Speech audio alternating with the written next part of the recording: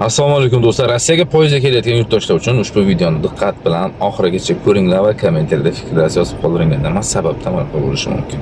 Kuni kecha 8-dekabr kuni Tojikistondan chiqqan poyezd O'zbekiston orqali kelganda Qozog'istondan normalni o'tganlar, O'zbekiston chegarasidan ham Qozog'istondan chiqishdan ham normalni o'tilgan va Rossiya chegarasiga kelganda Astraxanda poyezddan kimni Rossiya fuqaroligi bo'lmasa yoki bo'lmasam kim yosh bolali farzandli bo'lsa, ular poyezddan qolgan hammani poyezddan tushirgan, Astraxanda tekshirish maqsadida bir necha soatlar ushlab turilgan va poyezd jo'nab ketgandan keyin fuqarolar, O'zbekiston, Tojikiston fuqarolari qo'yib yuborilgan. Tojikiston fuqarolarida bu amaliyotda har doim bo'lib kelyapti. 1 yil davomida Tojikiston fuqarolarini poyezddan tushirib qoladi, tekshirish maqsadida chuqurlashtirilgan tekshiruv bo'ladi.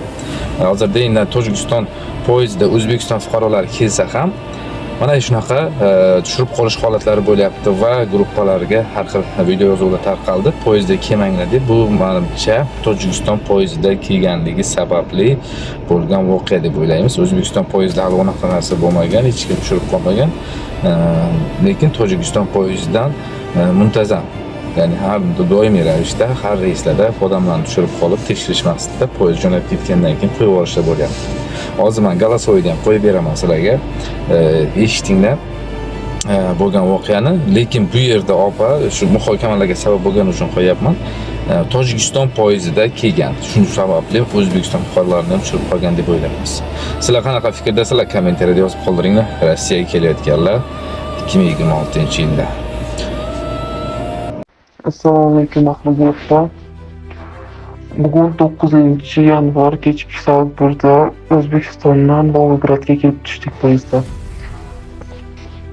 Men gruppaga chiqib turganim sababi O'zbekistondan butun Rossiyaga keladiganlar iltimos poyezdda kelmanglar.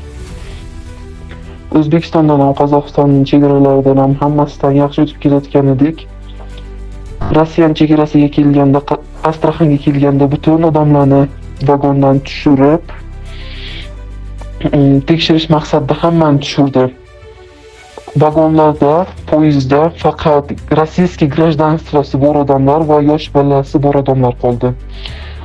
Butun poyezd bo'yicha 12-13 odam qoldi. Yosh bolalar bilan hisoblaganda. Ahli gruppa mana shu olib tushgan odamlarni birortasi ham vagonga qaytib minmadi. Kimdir Moskvaga, kimdir Rostovga, kimdir esa Volgogradga kelayotgan edi.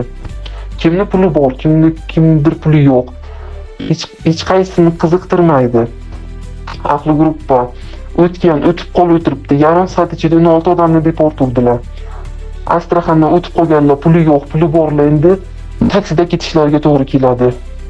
Kimdir esa sarson bo'lib qolib ketdi. Qandoq qilib tekshirdilar, nima qilib tekshirdilar, hech qaysimiz bilmaymiz.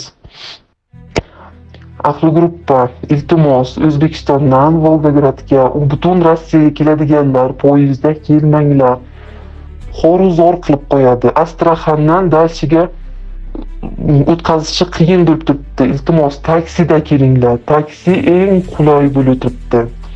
Taksida tekshirish uncha kuchli bo'lmay turibdi. Poyezdda hammani tushirib, o'tganni o'tkazib, o'tmaganni deport qilib yuborib turibdi.